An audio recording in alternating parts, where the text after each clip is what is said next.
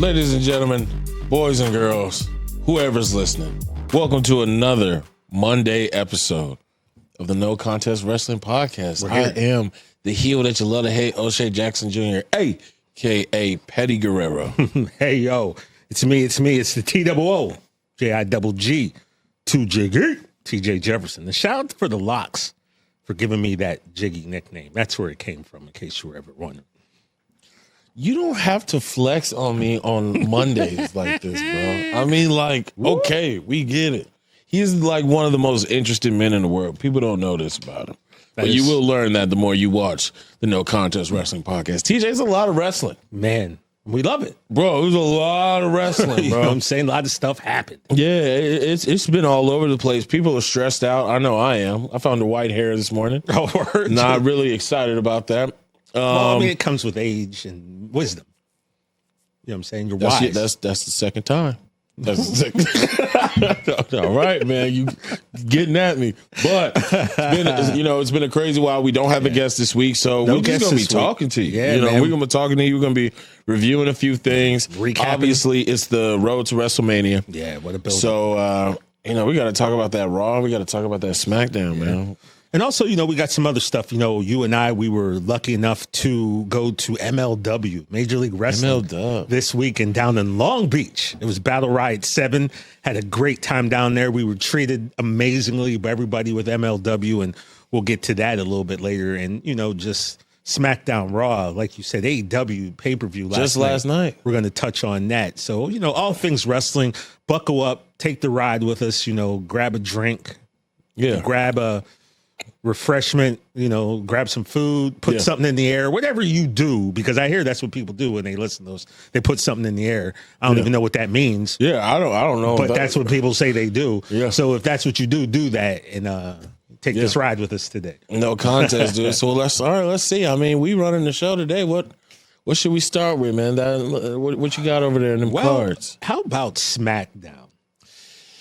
Yeah. Because talk to me. SmackDown. Yeah. There was some stuff that went on SmackDown. Very aggressive things. Yeah, very aggressive. Couple low blows. We had a lot. We unfortunately got the news that KO, Kevin Owens, apparently is out with a neck injury. I don't think it's a work. As far as I can tell, it's a real deal thing. He does have a neck issue. He does need surgery. I saw a report that he could be out for 2 years. These are the things that you hope maybe aren't true. But when you're dealing with a neck, it kind of seems like that might be the right amount of time to stay out. So, sending best wishes out to Kevin Owens, one of the greatest wrestlers in the world today. And you just hate to see that happen. Yeah. And, I saw him speak on a podcast, and my apologies for not knowing the title off the top of my head. But we see so much; it's hard to keep it all. But shouts out to you for breaking this news. It really hurt his feelings that the dirt sheets kind of let the internet know about his injury before he could. Before he could let the fans know where he is with his own medical history, for it to be out and gossiped upon. Bugged him. And as a wrestling fan, one is a wrestling fan, and then on the other side is as somebody who's trying to get their own show to pop off. I do miss the days where I was surprised. I do miss the times where I didn't have whispers of things possibly going down just for them to be confirmed and me waiting for it to happen. But I do understand that people are trying to run a business. People got their things that they're trying to get off the ground, and we live in a time where being first with the news is really what's important to people. And it's not about being right. Yeah, just being first sometimes. And in this situation, yes, they were right, but I personally, and I'm sure somebody somewhere is telling me to kiss their ass, but every day there has to be some sort of etiquette when it comes to the medical stuff. Yeah. And if everybody plays with those rules, then we'd all be okay. But you can't rely on people. Yeah, there are HIPAA rules. You can't discuss somebody's medical history, right? But the thing is, I'm one of the people I didn't know, so it was a complete shock and a surprise to me.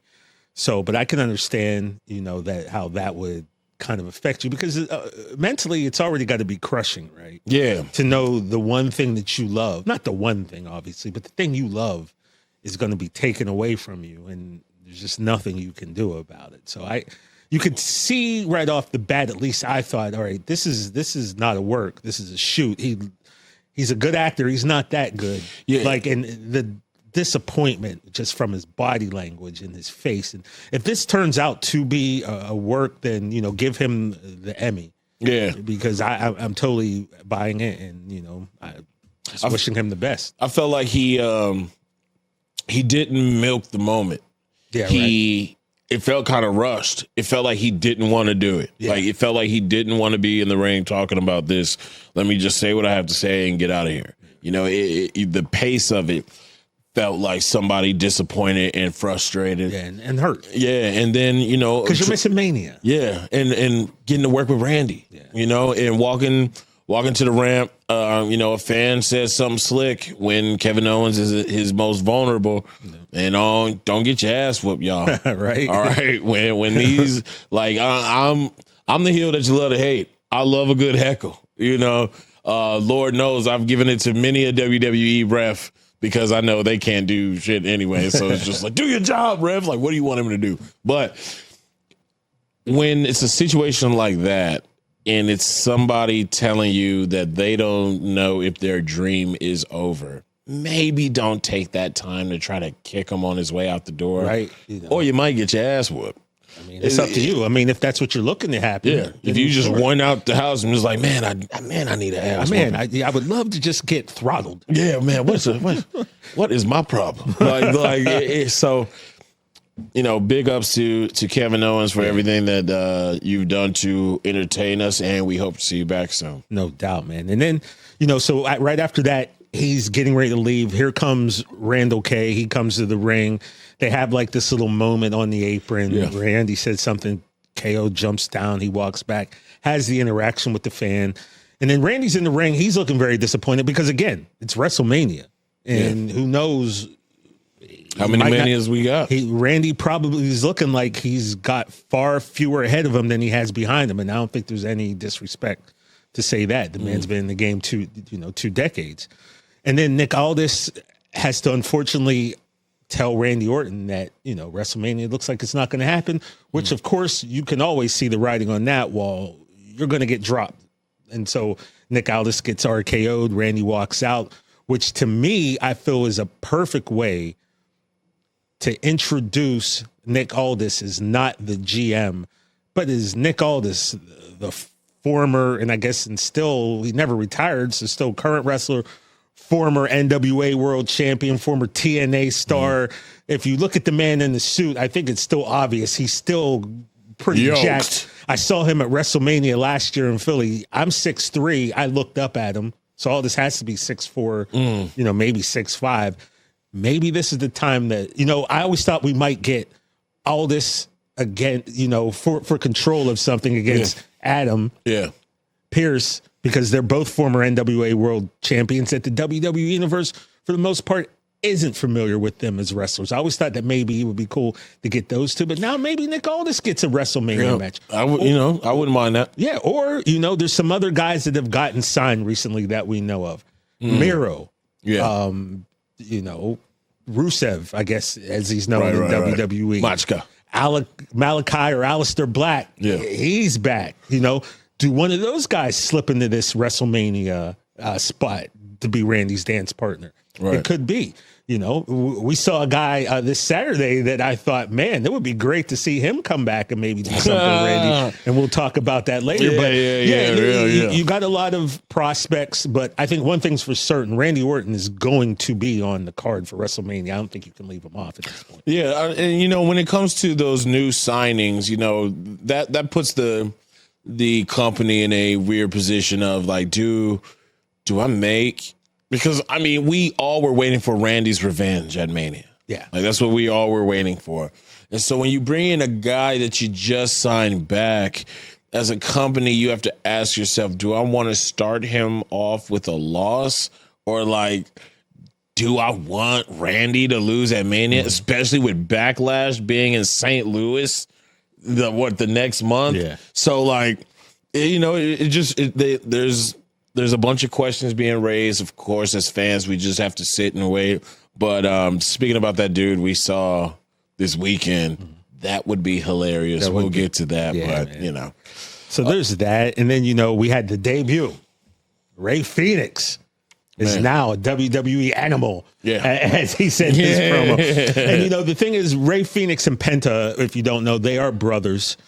And you couldn't tell the thing from about the presentation. Well, the thing about them is Penta, their styles, despite the fact them both being luchadors, are pretty different. Penta's more of a ground-based guy, but when you watch Ray Phoenix, if you're not familiar, you're going to learn Ray Phoenix is a high flyer of the highest, level. And, you got a little bit of it when he got on the rope during his intro and kind of did like the spin on the rope. And then, but people just buckle up, get ready, because what this man is able to provide you in terms of entertainment in that squared circle, it's going to be amazing. And if you haven't seen him, if you're not familiar, you are going to be a fan of Ray Phoenix before long, because he's special. He really is. Yeah, I learned about both Penta and Ray Phoenix from AEW.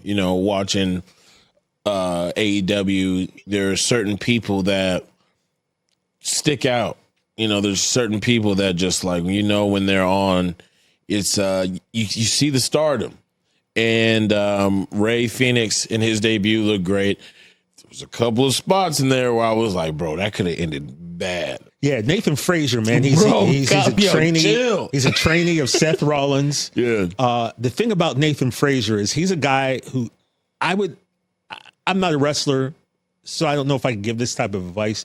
But if I could, I've heard other wrestlers say this, just slow down, bro. Just a little bit. He moves at such a fast pace. And there's a few times where, like you said, there was a few moves that could have ended pretty bad because he's just so frenetic and he's so fast. And Nathan Frazier goes.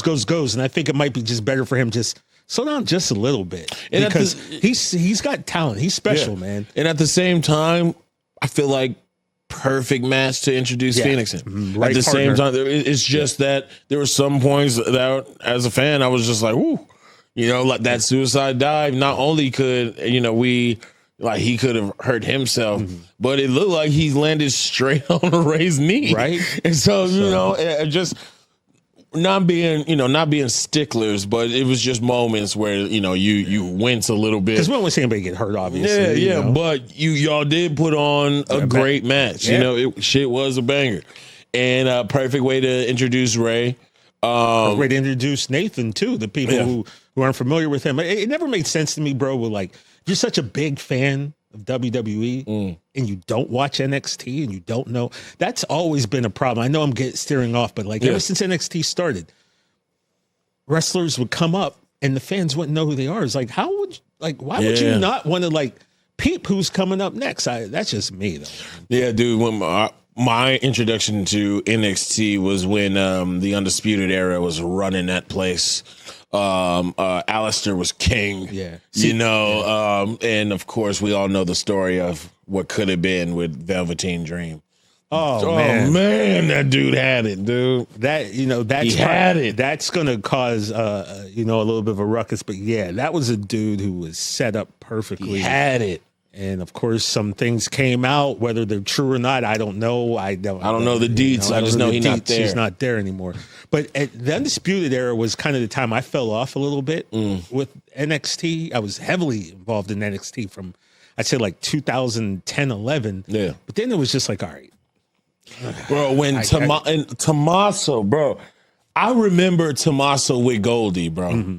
How he would hold that title. Nobody held a title like Ciampa. Oh my God, it meant everything. It was to him. Tommaso Ciampa makes a championship feel like it's important, just simply by just the way he holds it. Like it tells you that, like, chest. I don't want you taking this. Yeah, don't even look at it. Yeah, man, Tommaso Ciampa. Big ups. But anyway, that was my NXT rant. But I gotta say, bro, I'll never like there are certain things that with WWE I'll just never forgive as a fan. I'll never forgive Triple H beating Booker T. I'll never forgive Brock squashing Kofi. I'll never forgive Asuka and Shinsuke losing the same WrestleMania. And I'll never forgive them just introducing Tommaso, Johnny Gargano, and Alistair just in a ring.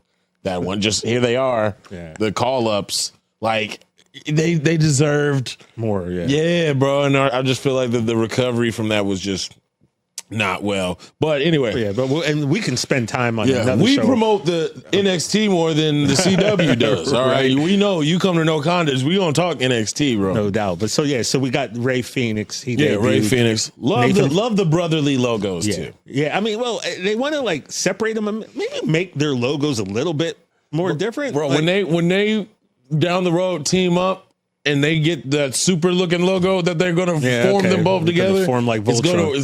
It's gonna work out. But I think the problem right now is Penta became such a hit that instant. I don't think you can even think about making them a tag team again right now. Not for a while. They had to put on separate shows. Yeah, like the Lucha Brothers, amazing tag team, but because the fans receive Penta so well, it's also probably made it a little tougher for Ray because now Ray's got to like step up, catch up. but he'll be able to do it. Yeah, I think so. Yeah, man, just big ups Ray Phoenix getting his shine, getting his debut, and then we got a match at WrestleMania announced because we knew it was coming.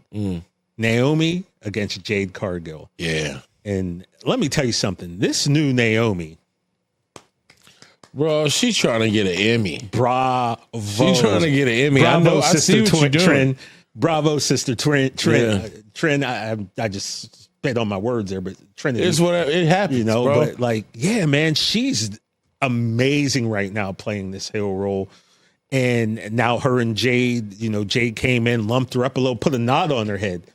And one of the best things about their feud is it's playing out on TV, but also on Twitter. Like their Twitter exchanges are just, they're going back and forth with one another. They're talking trash. They're elevating this feud. They're hitting everything, TV, social. I'm looking so forward to seeing this match. Naomi was such a fan favorite and everybody loves her. And I feel like she's going to be kind of that tweener because 100% of the people ain't going to boo Naomi. No, it's just not going to happen. I know Bear Kutcher ain't booing Naomi. Yeah, no. You know what I mean? That's his girl. Shout out to Bear Kutcher. Barry Kutcher, man. Barry booing Naomi. So it's going to be interesting to see. But I think so many of the fans love Naomi and just want to see her shine. So it's going to be interesting, that reception. Who's the crowd going to get behind in that match? I know I got no dog in the fight. I like them both. Right. Because I remember being, in Philadelphia in the freezing cold. At WrestleMania, and I saw the Cocoa Butter Avengers form. I was there too. And now they're completely disbanded. I don't like that. Yeah. It hurt, but we gonna let it slide because we got a match at Mania. We got two matches at Mania. Yes. But to see Naomi go, up against Jade.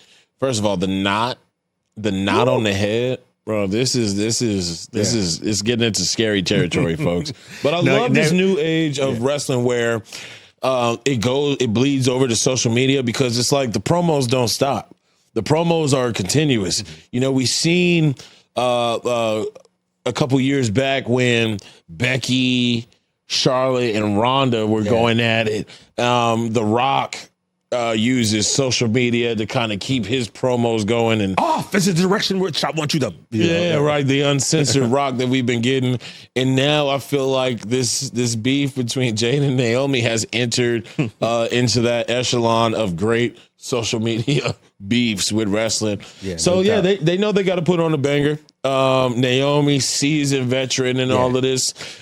She's definitely going to give us a show, and the WWE universe is waiting to see Jade give us one of those great matches, in her singles career. So here we go. I'm with it. I'm ready. I'm pumped, bro. Now, I think let's take a little break right now because before we talk about the next thing we want to talk about, I want to share something with you from the March 28th episode of the Rich Eisen Show, the big show, we had CM Punk zoom in from London. And I got to having a pretty interesting exchange with CM Punk. Now, mind you, got into an exchange with CM Punk? Verbal exchange. Not even verbal. Not the verbal. We got to chop it up. Is that better? Okay. Because I ain't trying to verbally go. That's how dog. You know, and plus he's real nice on the mic. So yeah, right. I got to chop it up with CM Punk, as I always do on the Rich Eisen Show when we have a wrestling guest. And mind you, this happened the morning before SmackDown, so it was before that triple threat was officially announced as the main event. So this is me and by proxy you talking to CM Punk, and we're asking him about WrestleMania and the main event. And he had some very interesting things to say about the creation of the Shield. And I figure you guys might like to check this out. We had your buddy Seth Rollins here earlier. And, you know, I think one of the greatest things that we found out over the last, 2 years is that you and Seth really, really, truly love each other. And that's so great to see in this day and age, that the love that's shared between people. But in all seriousness, you were a big part of the Shield, right? Back in 2012 when they debuted. They were supposed to be kind of your protectors, and then their story went on, your story went on. After so much time, man, what's it going to feel like for you to step into WrestleMania with Rollins, with Roman Reigns, and hopefully that main event spot that you've earned, many, many years ago, and it looks like this is now the time that you're going to get it.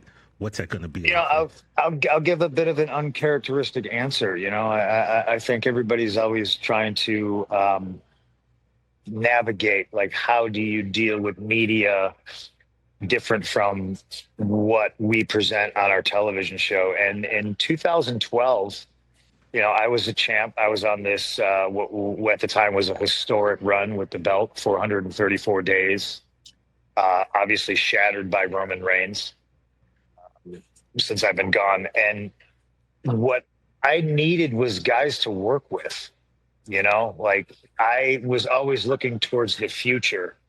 Yeah, there's the now, there's the me, and there's Cena. But outside of that, I would look at the landscape and be like, what do we need to do to get money, talent in the position that I'm in now? How do I bring guys up? How do we elevate superstars? So the idea of the Shield was that simple. I need guys to work with, for good or for bad. Whether I like them, whether I hate them, whether I'm going to wind up having personal problems with them, I need talented individuals to work with, or I have nobody to work with in the future. And lo and behold, who am I working with at WrestleMania? So life's pretty funny the way things kind of work out. I just don't want those two guys to forget that they were picked for a reason. I brought them into this, and WrestleMania, I get the chance to take them out. Whew. So I don't believe you'd seen that yet. They'll never make me hate that. So that's the first time you've seen that, right? Yeah. Kind of explaining how the Shield came together was initially to protect him. And like he said, he wanted guys to make money with, because that's what it's all about. If you're a top guy, you got to help elevate the others beneath you, or else who you going to work with? Yeah. You don't want to be Hulk Hogan. You don't want to be Hulk Hogan. but yeah, I thought that was great. And then, like I said, later that day, it did become official. He did sign the contract. They had the segment with Roman, and Seth, and he thanks Roman. He acknowledged the Trump. He acknowledged him for getting that WrestleMania main event, but he also says, Paul, that's not the favorite. Not the favorite, yeah. All right, so that brings us to SmackDown, where we're in Chicago. Chicago's always going to be fire. Yeah, always, bro. Punk comes out and he's saying, like, look, man, first of all, Punk on the mic when he was doing his whole thing about I'm not supposed to be here. Yeah. I was born in the hospital across the street with the umbilical cord around my neck. They had to revive me. I'm not supposed to be here. Like, that dude is just, you put one of these in front of him and you just get gold, man. Yeah. And so then we have Paul come out and he's basically like, yo, bro, By the way, that, ladies and gentlemen, that hit my body. Ladies and gentlemen. Dude, I was like, no, don't do this right now. Don't do this right now. And of course, they tease it for the end of the show. Yeah, Paul's keep like, you locked in. But Paul was like, could you just tell me what this favor is? Yeah, bro. Look, can we get this over with, please? Because Roman's mad and he's in. Oh, did you say he's not here? Oh, he's okay. Bet. Cool. He's not here. All right. Well, you let me know when he's here. I'm going to tell you both face to face. Yeah. So then at the end of the show, we get the confrontation where CM Punk announces that due to something that happened about 12 years ago, which I posted on our Instagram. If you go to There's No Contest or No Contest Wrestling Podcast on Instagram, you can see the clip. There was a moment years ago where Paul Heyman told Punk, I'm going to walk down that aisle with you when you headline WrestleMania. I'm going to walk the aisle with you when you challenge for the WWE Championship. One thing I think people miss, those are two separate statements. Yeah. He didn't say WrestleMania while you're challenging. He goes, walk the aisle with you at WrestleMania, the main event, and then I'm going to walk the aisle with. So does that mean this is going to go further than WrestleMania? That's what it appears to be, right? Like, is that what you took from it? I mean, it definitely is two different statements made in that segment. And bro, I got to tell you, man, this is one of the few times in wrestling where I'm torn, man. Mm-hmm. I'm torn. I think the last time this happened to me was UFC. My buddy Max Holloway, who's my dog, was going against my favorite, which was Justin Gaethje. Oh, that was the fight, bro. Yeah, that was the fight. I had to watch my friend knock my favorite out in the last 10 seconds of the match. And so right now, you know, everybody knows that I'm a Roman guy, dude. You know, that is our tribal chief. Punk is my boy. So, you know, it's a weird time, but it's definitely a juicy story, especially with the Paul Heyman element. Paul Heyman with tears in his eyes telling his tribal chief, no. Who would have thunk it? CM Punk. Not you, though. Not nah, me. Man. Not the 16 grand in attendance, not the millions watching at home. And so it just adds a level of drama to the match, stakes, because what does it mean moving forward? The fact that you did say no, whether Roman wins or not, you still said that. So now that's another story that can go on for time. And then something that I want to point out, because we haven't gotten to, obviously, Bianca's in a triple threat as well. But what I'm noticing with both triple threats is they're playing the hidden third wheel kind of thing. Like the triple threat for the women's is really feeling like Bianca and Rhea are constantly battling. Yeah, and Io kind of just the third wheel. And my girl Io ain't no third wheel. Yeah, and then with the segment in SmackDown, Roman and Punk are going at it, and you got Seth in the corner just laughing, his ass off, playing the third wheel. So keep an eye on those third wheels. And it pisses me off that you said what you said on the No Contest Wrestling Podcast about Paul teaming up with the third wheel. I don't like that. And if I see that, TJ, it is going to be issues on the No Contest Wrestling Podcast because you put it in the universe. Look, then that should just make you feel right because I said something weeks ago and it turned out to be correct. I feel it's the only way to go. It's too obvious. Like, he's already walking the aisle with Punk, right? He's already been with Roman. Paul Heyman has a history of, like, getting guys to a certain level and then letting them go. Brock Lesnar to the Big Show, the Kurt Angle. Yeah. He's already, turned on Punk once before. Kind of, I won't say turned on Roman, but he told your tribal chief no. You don't tell the tribal chief no. You don't tell the tribal chief no. So to me, wait, hold on real quick, because Roman was like, Roman said, "That's the favor." He loved me.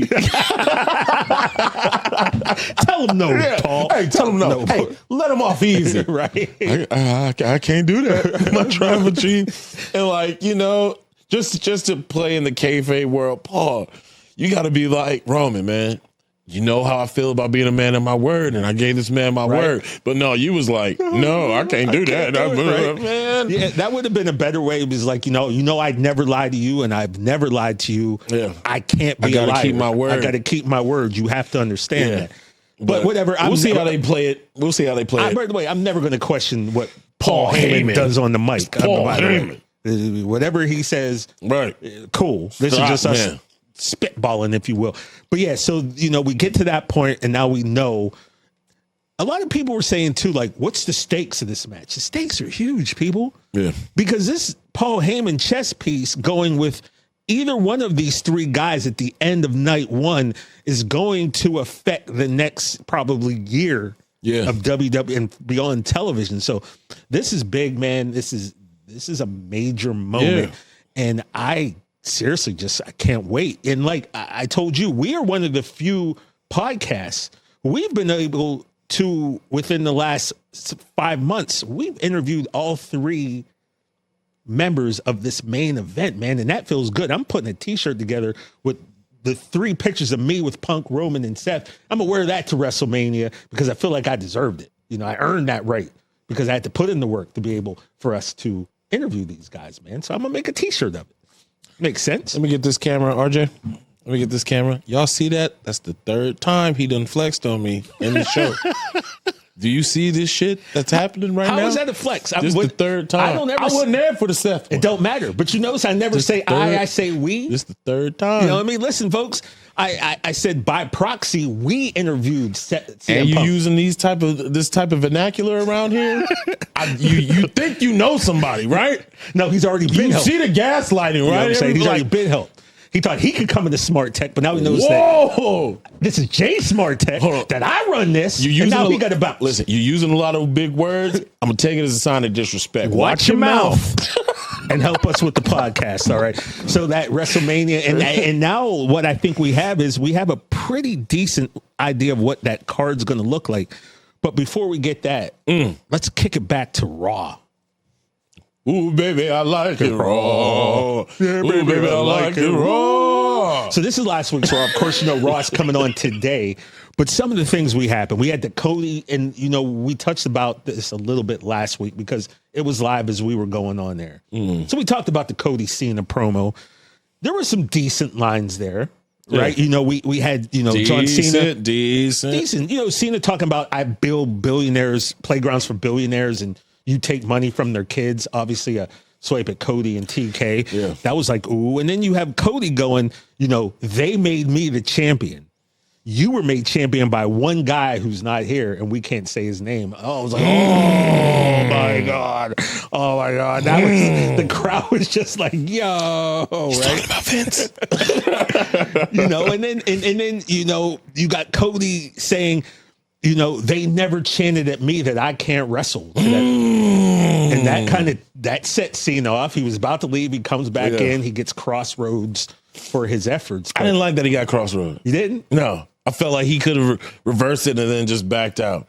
Because to leave him laying, it's kind of there. I didn't like that. But my thing is, O'Shea, what is Dwayne's part in all this?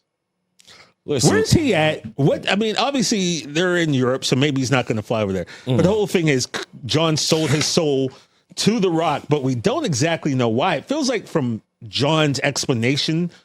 And if you notice, like his promos are amped up every week. Like he started off kind of flat the first one. Now it's amping up. It kind of feels like all this could have been done without him selling, quote unquote, selling his soul. But now I need to know, like, what's Rock's part in this? And that confuses me because they were in London last week. And if I could be mistaken. People on Twitter are scumbags, so I could be seeing something that wasn't real. But somebody posted The Rock landing in London, so I was really waiting to see, him pop out possibly. And people still have the theory about him that 1, 2, 3, and then when he did the throat slit, he held up the number 2. Someone else. So something's got to be. Because that wasn't accidental. Wait. Something's got to be cooking. Come on, TJ. Do you smell what The Rock is cooking? No, we need to know what's going on, bro. I don't smell nothing. I don't right got a whiff right now. And we need to see what's happening. But I trust him. He always says, what else I'm going to do? Trust The Rock and then settle in for the ride. So I'm not going to be one of these people. You got these guys who do podcasts. He just want to come on and yell and scream and complain about everything. I want to make sure that was never us. No. So we're not going to do that. I'm here for the ride. Take me on. I will yell and scream, though, but it's not complaining. Yeah, no, yeah. You got I just got amped up energy, Just man. like Jada Parker and Stephanie Vaquer heard us through the crowd at the Royal Rumble. I know for a fact they heard us because I asked them and they said yes. So, yeah. I mean. And I know Oscar heard you. She wasn't even there. Oscar wasn't even there, all right? I'll give a shout out to Oscar, always. Right. And also Stephanie's cat, Oscar. So let's talk about that real quick. We'll get to that Breaking after. news. Let's get to that after we're done with this run. Yeah. So we got the Cody, John. We know that's going to be the main event at night 2.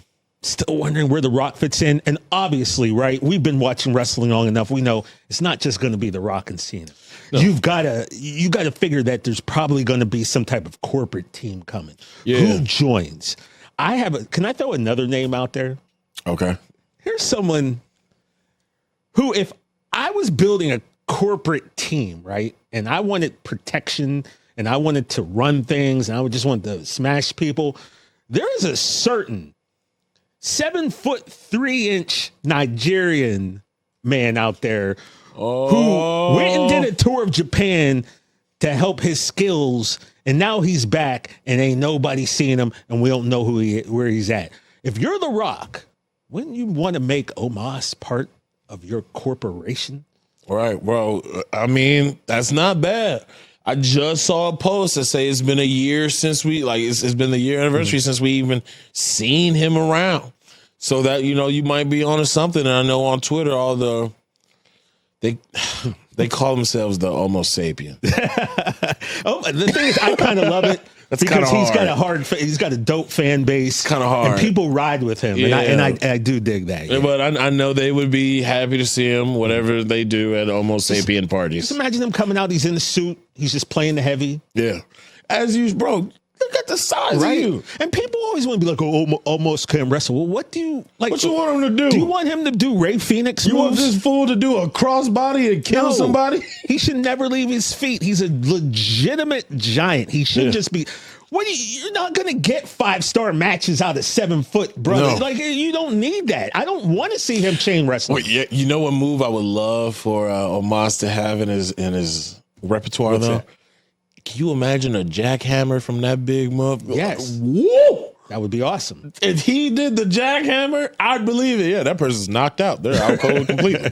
Just hold them up and me boom. all the way from up there? Yeah. Come on, baby. Or just like, jackknife powerball. Dude, yeah, just like anything Or jumping that's jack like, flash. My God. That would be the worst.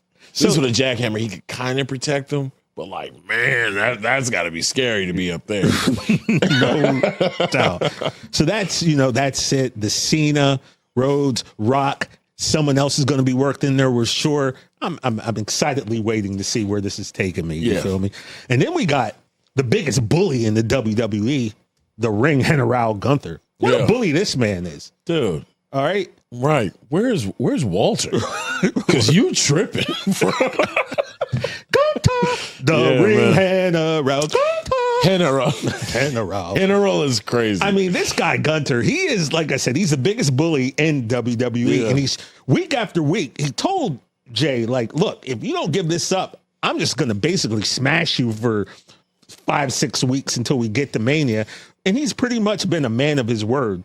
And then you have Big Jim, older brother by like 8 minutes, Jimmy Uso, trying to get Jay out of this funk because Jay is not believing that he can beat him. Yeah. Like we said, we need to get him Jay Uso. We need, not the main event, not the yeet. We need to put that to the side because on that night, if you want to survive, you got to be that badass. I'm going to get you Jay Uso. And so Jimmy's trying to get Jay, just snap him out of it. So he takes a match with Gunther. Decent match for a while. Then, of course, Gunther gets over on him. Yeah. Jay comes down, a little bit of a scuffle. Jay ends up zip tied to the ropes. And then Gunther just beats the brakes off Jimmy, bloodies him, bathes in his blood, just takes the man's blood and like some war thing and tastes it and wipes it all over him. Yeah, man. All the while, Jay is sitting there screaming and he's Did you know he called him John? Yeah, that was a nice touch. Ooh, That was a beautiful touch right there. That's when you start blending. That's when you start blending. And dude, that was, it's those moments like that, like third grade Shay would be on the schoolyard like, and he called him John. It was real. That's his real name. It was real, bro. Yeah, like, yeah, dude, it really happened. That was a beautiful touch. And no contest wrestling exclusive. I text Jay. Oh, word. Text Jay, and Okay. I said what we said, like, bro, you got to get him. Mm-hmm. You got to get him. I'm gonna get His you. reply, mother effing yeet. Yeet. Mother effing yeet. He said the real thing, but like, that's a strong curse word. Yeah, we don't. I'm not trying to, Yeah, I mean, you're not above saying it on the mic, No. but why? We don't. Shit, motherfucker. See, that's not even necessary. Hey, D-Lo, get rid of that. No, I'm just playing. Shout out to our boy D-Lo, our editor. But common sense kind of tells me this, right? People want to complain about You got to avoid common sense in wrestling, bro. Yeah, that's true. You can't really put those two together. But people want to complain about Jay. Is he a good wrestler or whatever? The thing about wrestling is it's either you are the best wrestler in the world, a la Dean Malenko, but the fans don't really F with you like that. Like Right. you don't, no matter how good you are, because Dean Malenko was quite possibly one of the greatest professional wrestlers, but he just didn't have the family. He didn't, maybe it was the personality. He was the Iceman. So you have the wrestler like that who is a consummate pro, but maybe on the mic and other facets, they're lacking. Or you have the guy who is super over with the fans. And maybe in the ring, they might not be as great as the best wrestler. 8 go-to moves. But the fact of the matter is the people who pay the money, the people who buy the merch, the people who make the noise are fully behind you. And that's where we're at with Jay. Yeah. He is as over as you can be. So I kind of feel like the way it's being set up, you would think if you didn't know any better that he's going to get run through. But man, having the crowd behind you just means so much. Bro. Yeah, dude. And it's like when Kofi, but Kofi had a group with him, so it was kind of different. But like, it is the IWC is not real.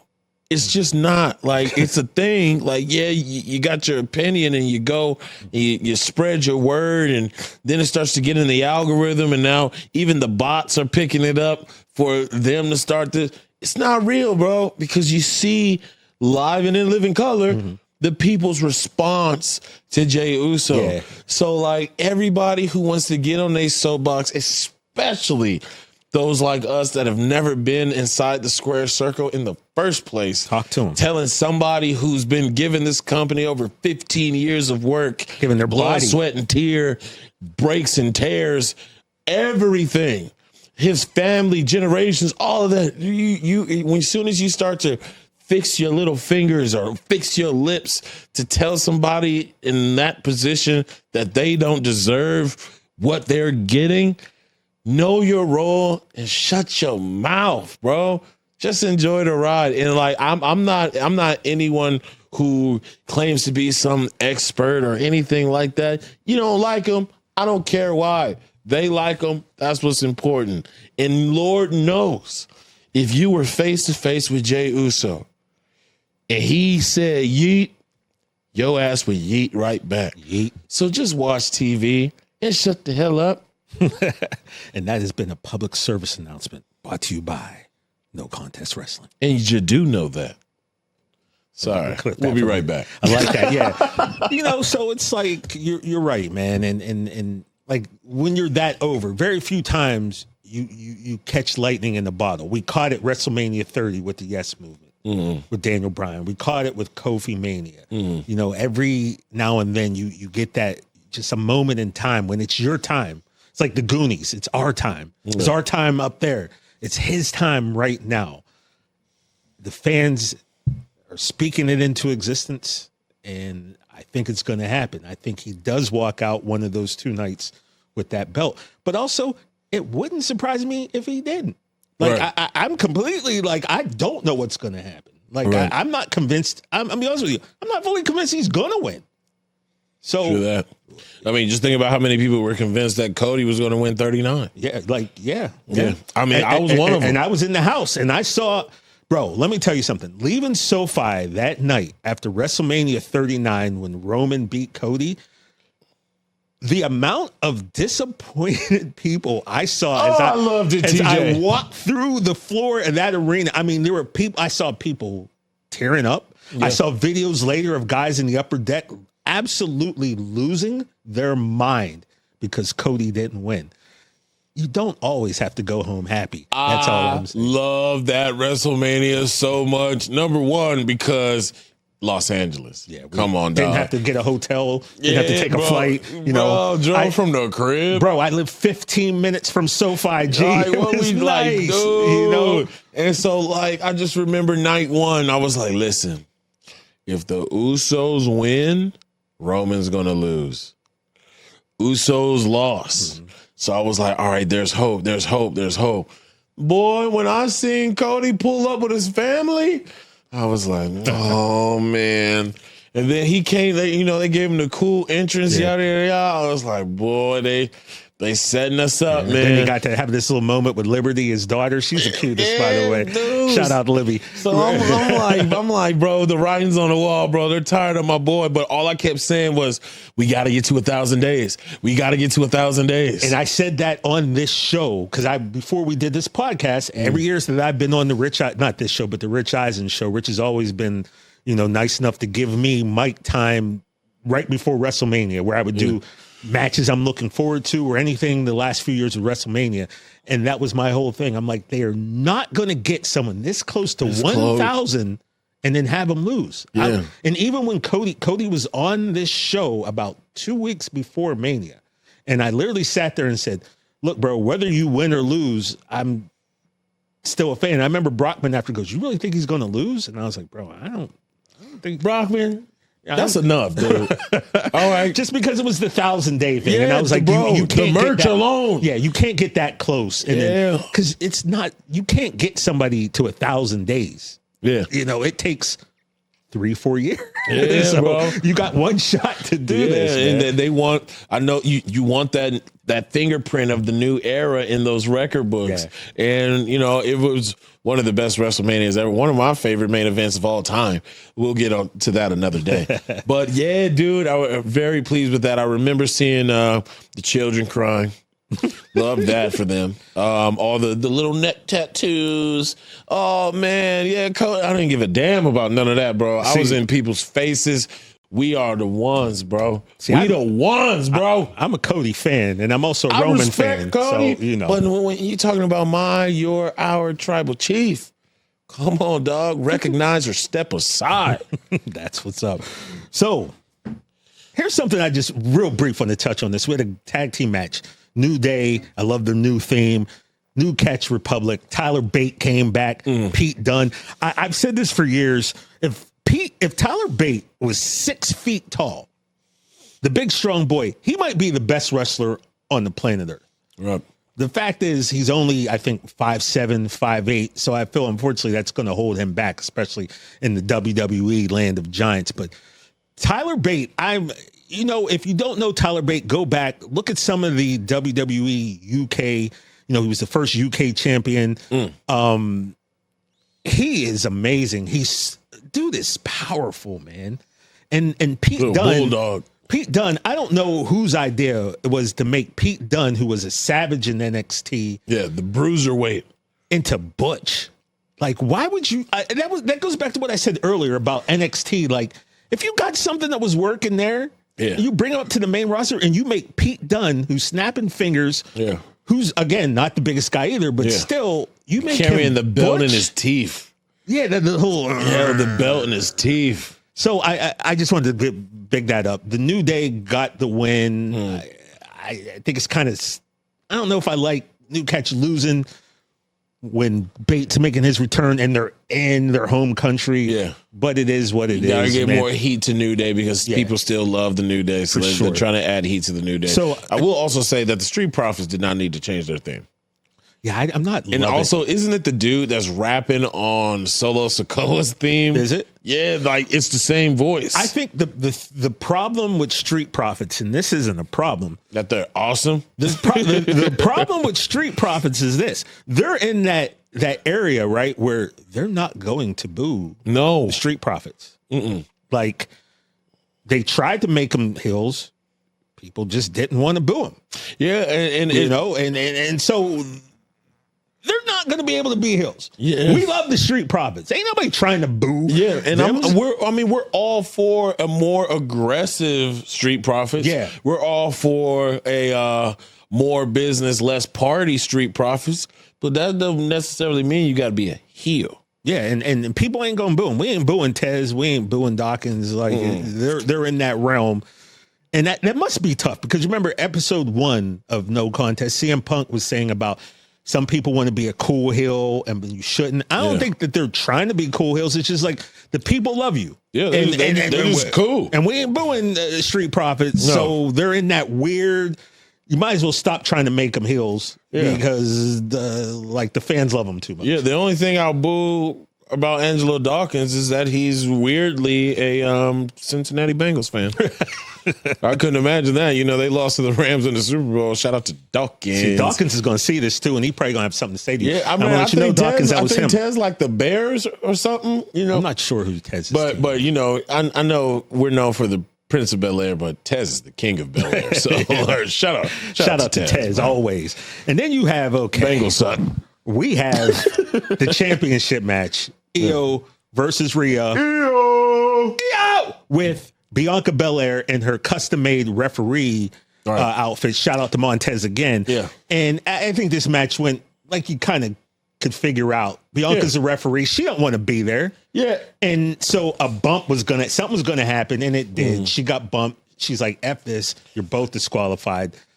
2 things. Please go. 2 things. Number 2, we're going in reverse. Number 2, Bianca sold that referee outfit an hour before taping. That's how she does. like you know, she's incredible. But number 1, I love that she had the respect for herself as a referee, as a WWE official, to be like, nah, that's enough. Ring the bell, bro. You don't put your hands on an official. Yeah, I'm not dealing with this. No. At the beginning of the match point, she the official, bro. And she let y'all slide with 1. But 2, nah, ring the bell. Let's go home. Everybody beat the traffic. I know, I'm sorry. But no, we done here. I'm not dealing with this. And I love that. You would expect it from any other official. Do not boo Bianca when she's given that position, bro. No. Bianca Belair, you handled your business as a WWE official. You did the right thing. It was the right call. And anybody that's upset, get mad, get glad, get heavyweight trash bags. Complain to your mama, don't complain to us. Yeah, bro. On Twitter today, because we're heavily into Twitter, WWE posted a video and it was Rhea Ripley, WWE, that's Rhea's Twitter, says she won't stop until she's ruined Bianca Belair. All because I clapped for Io. And I responded on behalf of us on No Contest. I said, look, Rhea is 100% in the wrong here, and all of you that say otherwise are lying to yourselves.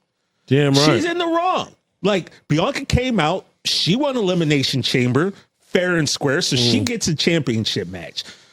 You have a championship match. You're going to wrestle one of these 2 people. So in the history of wrestling, most challengers will go get a better seat to see what they have to go against, right? Bianca sat there. She cheered for Io. She cheered for Rhea. She stayed out of it. But Rhea, mentally, for some reason, wasn't strong enough to handle the fact that maybe she has never beaten Io. That can be frustrating. Then you look out and you see Bianca there. And now you want to come out and take it out on Bianca. Rhea just would have kept her head in the game and wrestled. Maybe she beats Io. I mean, I doubt it because she's never beaten her before. And that's But the fact is, this is Rhea's fault. And I'm not saying this is someone who doesn't like Rhea. I like Rhea. I have to look at this objectively and be like, you brought this upon yourself. Yeah, and it's like, bro, I mean, like, I get it, bulletin board, like, you got to put stuff up to get yourself going. But you tripping. You need to tie your shoes. You are tripping right now. And like I said, you're making EO, who's champion, be the third wheel right now, and you're losing focus again, which is what made you lose the title in the first place. So we shall see. I know EO go put on a show, but that third wheel thing that that keeps staying in my head makes me feel like, unfortunately, we might see Bianca Belair's first loss at WrestleMania. I mean, that could be. I'm also now wondering: Are we going to get a triple threat? Are we going to get something like night one? There's a title match. The winner gets a title match night two. Because obviously, Rhea Ripley, I can't see them keeping her off a WrestleMania card. She's too over the. And by the way, you European crowds, normally I don't say I say we, so I can speak for them. We don't like the way you were treating them, booing Bianca. Come on, dog. We don't say, but that's another story for another day. But we eat. Boy, I don't like that. Hold on, man. Hold on. I don't like that. Don't hold on, dog. You know what I mean? Hey, man. It's kendo stick season, bro, don't drop that shit. It's that yellow cake. Don't drop it. Don't drop that shit. But yeah, so triple threat. Maybe we get 2 matches, whatever. Look, if I can, the writing's on the wall. If I get to see EO twice, I'm happy. If I get to see Bianca twice, I'm happy. If I get to see Rio twice, I'm happy. I got a feeling either way, I'm going to be happy, unless one of the two that I lose the most, and then I'm not going to be happy. Right. But it is. Tell you one thing, we're not seeing Stephanie Vaquera twice no more.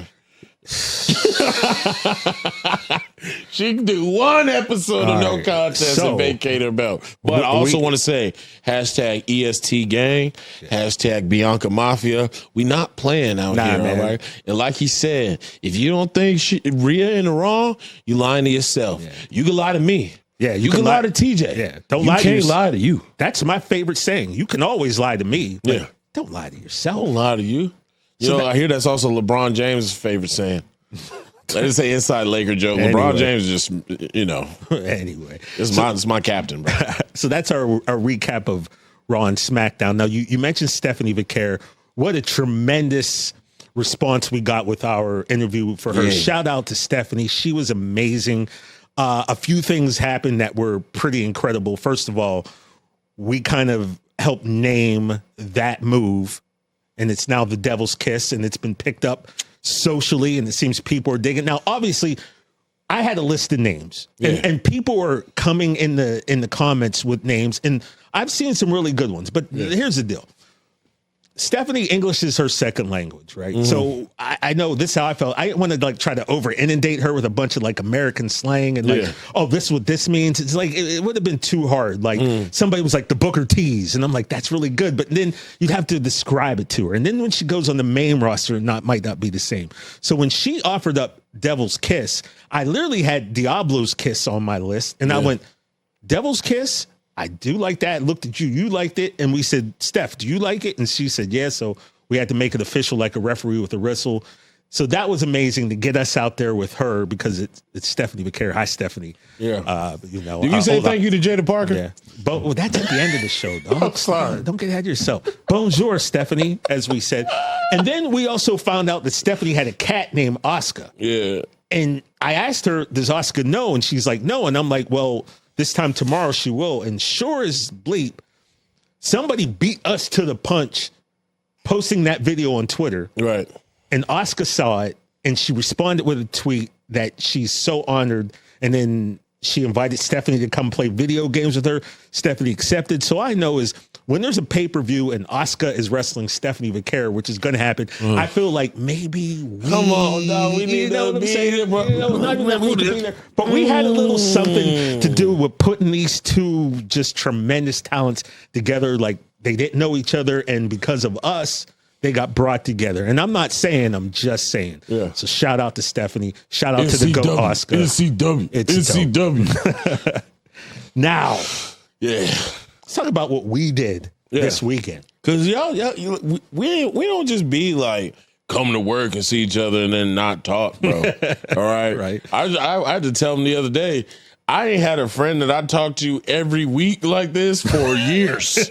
All right? There's always something to talk about. There's always something going down. You and I usually have at least one phone call a week where we dive into, because O'Shea and I, let's be honest, we had a surface level understanding of one another. We met each other when I started on the show in 2018. So since we've been doing this pod, spend a lot of time together. So we're getting to know each other as we're doing this pod. So our friendship and like knowledge of each other is growing as this pod is growing, which is pretty cool. And the more time we spend together, TJ, I just think they should have never gave us a show. They should have never. We are.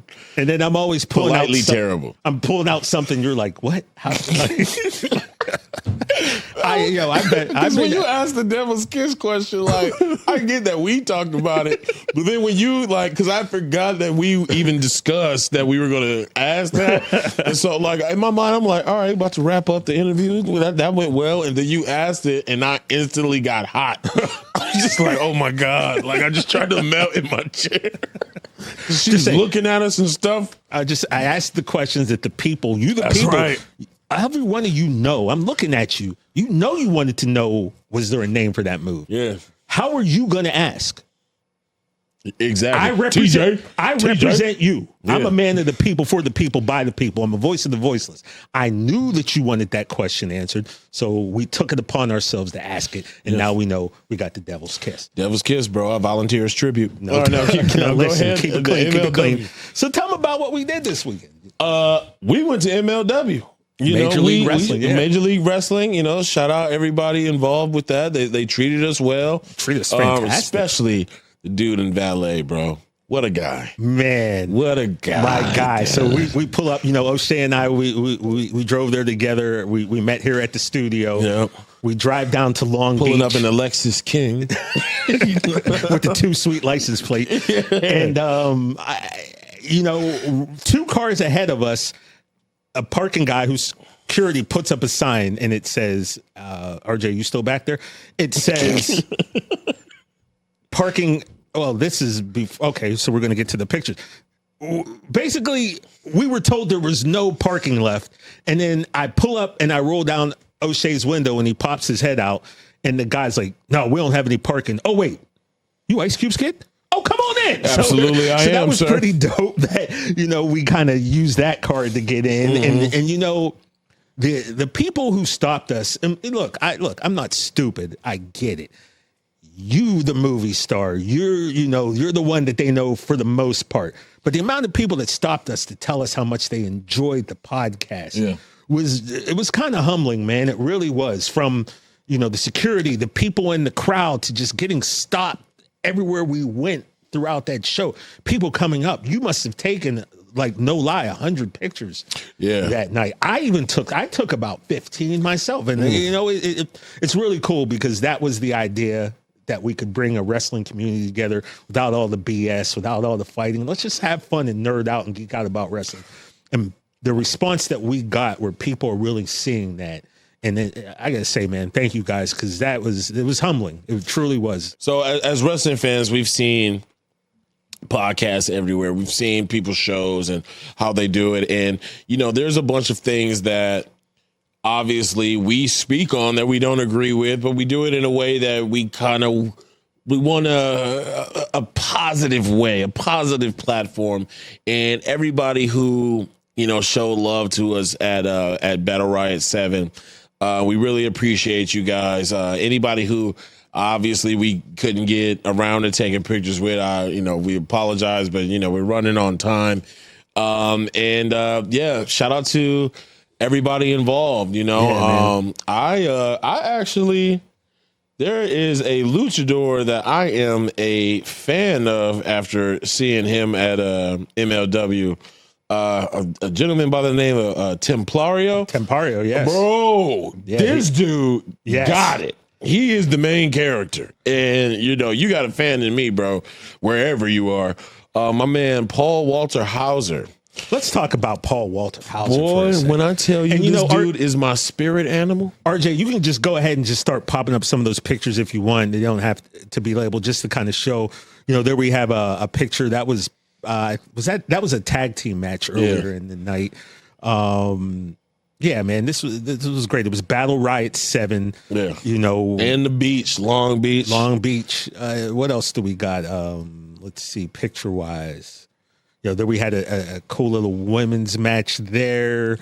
Yeah, man. What else you got, RJ?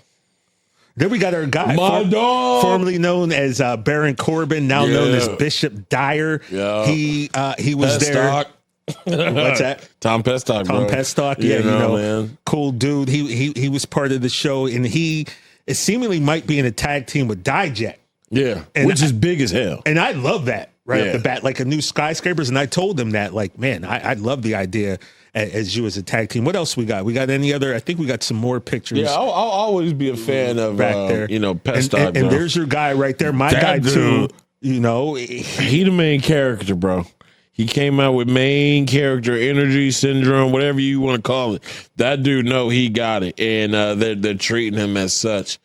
But yeah, I'm a fan of that dude, bro. He brings it. He goes. Templario, he had the long sword, and then we got Matt Riddle, our guy, the MLW champion. That's him standing tall after a 39. Was it 39? Yeah, he had 39 other competitors. My Battle Royal, he was the last man standing. It was for his MLW World Championship. Riddle went out there and he survived. There was, it looked like he wasn't going to be able to, we had a RVD come out at number 40. End. Number 40 came out in that Battle Royal, bro. Jinder Mahal, Hammerstone. Yeah. He was out there. The former Chris Masters, Adonis. Laker fan. Fan, by the way. Journey Fatu, who was Jacob's little brother. We were like, how many of you are there? Right. He's like, there's like 48. This bloodline ain't never going to end. So if you're not a fan, you might as well start watching rugby or something because they're coming, And then do you have any listen, with Samoa, bro, it might be a couple at rugby. You never know. Oh yeah, and so there we got Matt Riddle and O'Shea. That was, we were fortunate. They invited us into the locker room. Yeah, which you try to be respectful. Like that, it's a big deal. I couldn't believe you let me hold the belt, bro. That belt, that's one of the best championship belts out there. The one that Matt Riddle has, and then there's another picture, I believe, with the four of us. There you go. I put this on our Instagram and name this faction. There's you and I, Bishop Dyer, Riddle. In the dressing room, just two cool cats who could legitimately, when you talk about bar fight crews, all right. If you had those two on your side, you were making it out. Yeah. Okay. No one's mentioned Riddle on a bar fight crew yet for some odd reason. Yeah. Matt Riddle's is real and as legitimate as it gets. Yeah. Professional ass beater. Yes. Yeah. And then, we have the actor, Paul Walter Hauser. Yeah, man. And from the jump, showed color. Man. From the jump. Right off the bat, he gets stabbed in the head with like a pair of wire cutters. Yeah. He's bleeding. First of all, this dude's an actor. He's an Emmy Award-winning actor, right? He has fought, and I got to give him props for that because he followed his love of pro wrestling to actually get into the ring. And he's done many matches, and he's doing elbow drops off of ladders, through tables. Through tables. I don't know if RJ's got those pictures, but man, you got to give him a shout out. You don't have those. Okay. Tip my cap to him. The dude goes. He loves it. He breathes it. And, there's just something about seeing somebody who don't have to do it. Do it. Right. Like, that's how I used to feel about Shane McMahon, bro. Like, Shane would be jumping off things and doing stuff where I'm just like, you do not need to have to go this hard. Yep. And you do it just for the love of the game. And, shout out to my dude, bro, Paul Hauser. You are an inspiration. Yeah, man, you're a G. The American dream. I'm way too old to be trying that, but if I was younger, that would inspire me to try to go take a bump. But nah, man, my back will break. Bro, if they ever, TJ, let me in there, I'm gonna go so hard, bro, because it's one thing to like do a celebrity spot, but if I could get a nod from my people, from wrestling fans, I'll forever have that. So one day, man, one day. There you go. Absolutely. What else, man? Well, that kind of does our recap. Raw, SmackDown, MLW. And then last night, quickly, we AEW. Yeah. The pay-per-view. Dynasty. And, we'll quickly go over that, too. We spoke about him earlier running NXT. Adam Cole. Baby. The new TBS champion. That was not planned. We just did that. That was weird. Defeats Daniel Garcia for the TBS title. What else do we have TNT. here? Hey, man. TBS is the ladies. Yeah, that's the ladies. My bad. By the way, shout out Britt Baker for giving him a nice little tweet. That was nice. She gave you a tweet? No, give him a tweet. Gave him the Daniel Garcia? No, Adam Cole. Oh, okay. Did not know that. Now I say TBS because that's Mercedes Moné, and she successfully defended her title against Julia Hart. And I was talking to you last night. Mercedes Moné, Harley Cameron, and Mini Mercedes did a little vignette, and I'm telling you, man, I watched this thing. Harley Cameron is hilarious, right? Funny lady. Funny, like very talented. She has this Mercedes Moné ventriloquist dummy, and at one point she said something, and Mercedes just was like, "Shut up, Mini Moné! I ain't tell you to talk." Yeah. And it was at that moment I went, "Yo, there's something You're here." Having fun. She's having fun. Please, who's ever writing this, if it's RJ City, whoever, don't mess this up. Because there is something with those 3 or 2.5, however you want to look at it. Yeah. There's something there. Damn, that you said 3, you fool in the kayfabe. Right? There's something I feel like we can get behind, like Mercedes, Harley, and Mini Moné, Mini Mercedes. Yeah. I'm here for it. I hope they let them kind of cook a little. Let's see if we could get something out of that, because that alone, I was highly entertained without even going to their match. Just that little vignette. You used to talk about vignettes, introducing us to people, just like giving us a reason to care. This gave me a reason to care. Yeah. And I'm looking forward to seeing where that trio, and I'm calling them a trio, can go from here, man. Absolutely. A lot of people is, the IWC, after a while, they pick somebody who it then becomes the cool thing to kind of shit on. And bro, you'll never make me hate Mercedes, bro. Like, it just it's too many memories of her, obviously with WWE, where I know what I saw, man, and her having fun was something good to see, and it's entertaining. And that's what I want from her. Also had a great match with Julia. Obviously, she got more titles than I've seen on one person ever in my life. Mm-hmm. So, they're keeping her as a star. But I want to, and I love Timeless Toni Storm, and we'll talk about her. But when we going to see Mercedes go for that big one? Well, the thing about them is they make that title very prestigious, right? They don't really make it seem like a secondary title. So even though it's not on the level of the world title, they've done enough work with that title to make it prestigious. So I don't really see a problem with her. I would love to see Mercedes with some, And then we have, our girl, Timeless Toni Storm. Her and Megan Bayne put on a banger. What a go. Toni Storm is, one of our favorites. I can say that both of us. Goat. And Megan Bayne, I think, is going to be next. She's looking like that title's going to be hers eventually sometime soon. So, well, I might go as far to say, as far as a character work, Timeless Toni Storm might be my favorite female character ever. Character-wise, like, it's entertaining every time. She's never, out of pocket. Once she's locked into it, she's locked into it. Robert Downey Jr. in Tropic Thunder said, "I'm not out of character till I do the DVD commentary." And that is Toni Storm. When that black and white hit, she's different. Yeah. And it's hilarious every time. But as far as character, there's none better. None better, bro. None better. She's doing the damn thing. I do want to say that spot, it wasn't a German suplex, but it was like a back suplex off the turnbuckle. It looked like Megan Bayne almost landed on her head. When I say I clenched my shoulders together, but man, they put on quite the show. Megan Bayne obviously looks like the God of War final boss that we know her to be.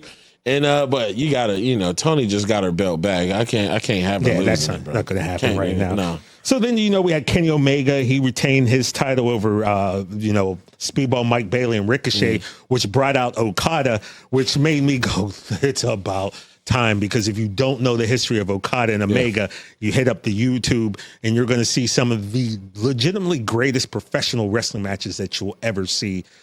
I think that's obviously coming down the road, probably All In. We're probably going to see those two titles merge, because I don't see a reason for the International and the Continental. So I feel like we're going to see those titles be merged. Could it possibly be the Intercontinental? No. I think there's a trademark to that. Bandito, he finally won the ROH World title, beat Jericho. It was good to see. Didn't they have like that false finish? Had the internet about to burn that motherfucker false down. finish. I love Chris Jericho, but after that first fall, it's like, bro, the internet was about to go crazy. But then it happened. They restarted the match. Bandito got the win. And then, in the main event, we saw Moxley defeat Swerve because stop. Don't be that guy. I saw a video of this dude all butt hurt because the Young Bucks came back. Listen, follow the story. Let's see where it takes you. You knew Swerve wasn't going to. I just knew Swerve. Wouldn't make sense for him to lose the belt when he did than just to win it back, because as much as I'm over this Death Riders thing, it's got to come to some more logical end than what we're getting. So we'll see where it goes. The Young Bucks are back. I don't mind the Young Bucks. I know you probably have an issue, but again, like we've been preaching, just enjoy the ride. Let's just see where this takes us. Listen, man, I'm just so tired, TJ. I'm just so tired. All right, well, let's hold that for next week. All right, bro. But listen, it's all love, man. What something I do want to, I do got to talk about, man. And what bothers me is that I am relatively, I don't think I even have to say that. I'm cool with both of these dudes, man. I'm cool with both Swerve and Booker T. And I'm confused, bro. I'm really, it's really heartbreaking what's happening right now. This beef between Swerve and Booker T. Now, I understand anybody who feels disrespect or disrespected. They are completely in their right to respond how they feel. And I also know that I know everything that Booker T has done in wrestling, not only for Booker T, but what he has done for my people. So it feels so heartbreaking when you have this back and forth. And, on the outside looking in, I don't see how we even got here quite, There are discussions that could have happened behind closed doors, and it's an ugly time right now. And I hopefully I'll have a chance to speak to them both individually. I hit Mark Henry about it this morning because I don't know exactly how to even go about not bringing this up, but also once I bring it up, what conclusion to get to. I just know in my heart of hearts, I don't like it. I hope it gets resolved in a positive way. But right now, you get in the middle of a wrestling ring and you say F you to my name. I just don't know how that's going to go back. Like I said, I'm cool with both of them. I'm watching from afar like everybody else. But I would be remiss if I didn't say that I don't fuck with the both of them beefing like this. And I hope we could get past this, but it's ugly right now. Shout out to, Swerve. Shout out to Booker T. My name is Bennett and I ain't in it. But like, damn, as a wrestling fan, as a black man, how could I not be upset about it? Yeah, and hopefully this will get resolved. And you hate to see two guys beefing over it, but look, that's life such as it is, and that's wrestling. Yeah. But hey, listen, Vlad tried to get on the show, so like, if y'all want to come talk it out, we could do that episode. Yeah, we ain't doing that. If Booker and Swerve want to talk, come talk on No Contest together, man. But anyway, we can't be dissing each other. Yeah, right. But so that's it. That's it for this week, man. We want to remind you can follow us on all of our socials. Tell them where to find us. There's No Contest on Twitter, No Contest Wrestling Podcast on Instagram. All of the videos on the Rich Eisen Show YouTube page. Thank you guys for watching. Yeah, we appreciate you guys. We will see you next Monday. Did we say thank you to Jada Parker? Bye, Miss Parker.